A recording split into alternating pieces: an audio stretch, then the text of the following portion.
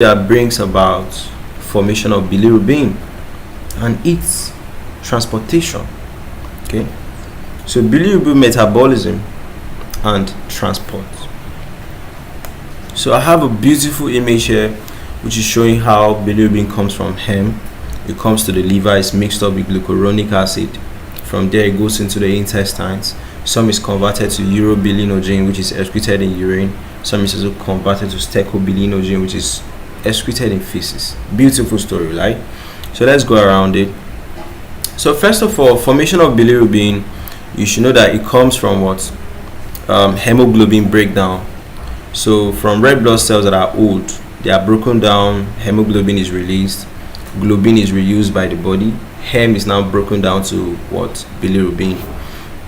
So process, heme becomes biliverdin, biliverdin becomes bilirubin. Alright, so transport to the liver now. The bilirubin produced from heme is not mixed with glucuronic acid, so we call that unconjugated bilirubin. So it binds tightly to albumin, so this prevents bilirubin from crossing into tissues. So albumin bound bilirubin is carried to what? Hepatocytes. Okay, that's the cells of the liver. So what next? Hepatic uptake. So the cells of the liver will now take up the bilirubin from the blood.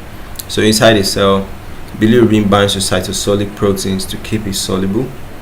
Okay, now an enzyme known as the UDP-glucuronosyltransferase adds glucuronic acid to bilirubin, okay, and makes it water soluble.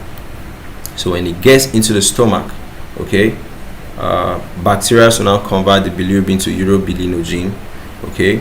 Then some of it will be converted to stercobilinogen, which will be excreted in what? Feces. That's what gives your feces the brown color. Excreted in urine, that's what actually gives your urine the yellow color. Alright, so that's a beautiful story around bilirubin metabolism and transport.